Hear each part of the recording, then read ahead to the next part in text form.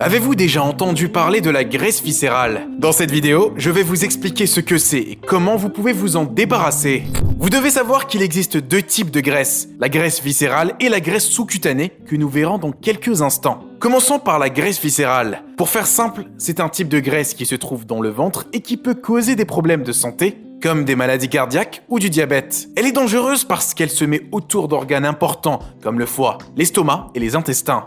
Avoir moins de graisse viscérale peut réduire considérablement votre risque de maladie tout en améliorant votre santé et votre qualité de vie globale. Dans la vidéo d'aujourd'hui, je vais donc vous présenter 5 choses concrètes que vous pouvez faire pour commencer à réduire la graisse viscérale dès aujourd'hui. Mais avant, voyons ce qu'est la graisse sous-cutanée. La graisse sous-cutanée est considérée comme moins dangereuse car elle est moins nocive que la graisse viscérale. Il s'agit de la réserve d'énergie de votre corps. Il est donc tout à fait normal et sain d'avoir un peu de graisse sous-cutanée. Toute graisse qui se trouve sous la peau et qui est visible et palpable est de la graisse sous-cutanée. Comme la graisse sous-cutanée, une certaine quantité de graisse viscérale est normale et saine, mais lorsqu'elle est en excès, elle commence à poser problème. L'excès de graisse viscérale peut être causé par plusieurs facteurs différents, dont nous parlerons davantage au fil de cette vidéo. Mais passons maintenant aux 5 choses à faire pour perdre cette fameuse graisse et assurez-vous de rester jusqu'à la fin, car la dernière est inattendue.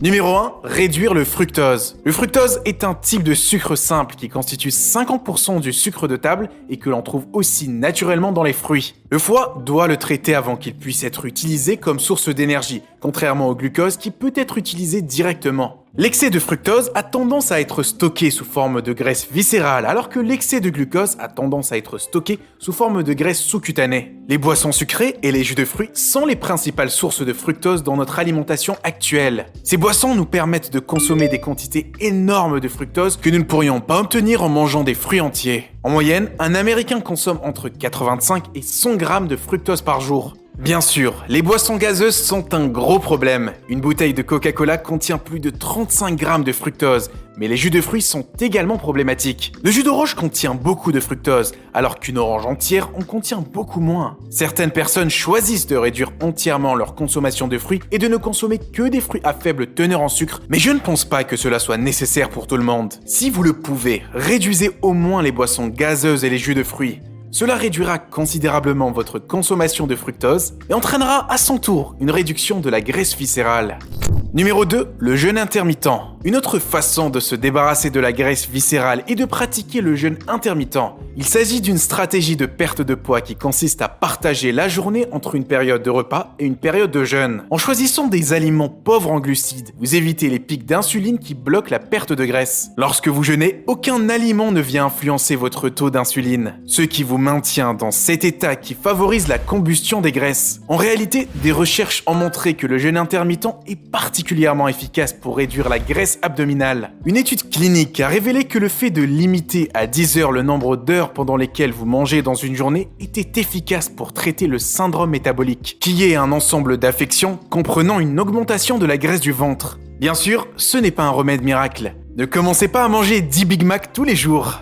Troisièmement, mangez plus de protéines. Les protéines sont des nutriments essentiels pour le corps humain. Elles participent à la construction et au maintien des muscles, des os, de la peau et de nombreux autres organes. Les protéines ont aussi un rôle important dans la régulation de l'appétit et du poids. En effet, les protéines favorisent la satiété, c'est-à-dire la sensation d'être rassasié après un repas. Elles permettent ainsi de réduire les envies de grignoter entre les repas et de contrôler les portions alimentaires. Les protéines stimulent aussi le métabolisme, c'est-à-dire la vitesse à laquelle le corps brûle les calories. Elles demandent plus d'énergie au corps pour être digérées que les glucides ou les lipides. Elles aident donc à augmenter la dépense énergétique et à prévenir le stockage des graisses. Pour bénéficier de ces effets positifs des protéines sur l'appétit et le métabolisme, il est recommandé d'en consommer suffisamment et régulièrement au cours de la journée. En privilégiant les sources animales, viande, poisson, œufs ou végétales, légumineuses, soja, quinoa, de bonne qualité. Quatrièmement, réduisez votre consommation d'alcool. La graisse viscérale est également fortement associée à une consommation excessive d'alcool,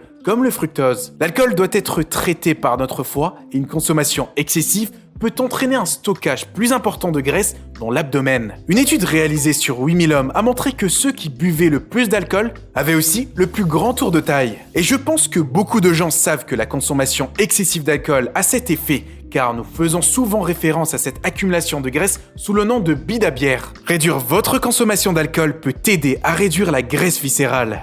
Numéro 5, réduire le stress. Enfin, nous allons aborder l'impact du stress sur la graisse viscérale. Lorsque nous sommes stressés, notre corps produit davantage de cortisol, qui est l'hormone du stress. Il a été démontré que cela augmente la quantité de graisse stockée dans l'abdomen. Réduire le stress est bien sûr plus facile à dire qu'à faire. Un stress périodique est normal et même bénéfique. Mais lorsque nous sommes stressés de façon chronique, il est peut-être temps de prendre du recul et d'évaluer comment vous pouvez réduire votre charge de stress. Et d'ailleurs, le stress peut entraîner une augmentation de l'appétit, en particulier des aliments riches en sucre et en gras. Ça tombe bien, j'ai sorti une vidéo que je vous affiche à l'écran présentant 25 aliments à quasiment 0 calories. Et ils sont si bons que vous n'allez pas le croire, alors cliquez!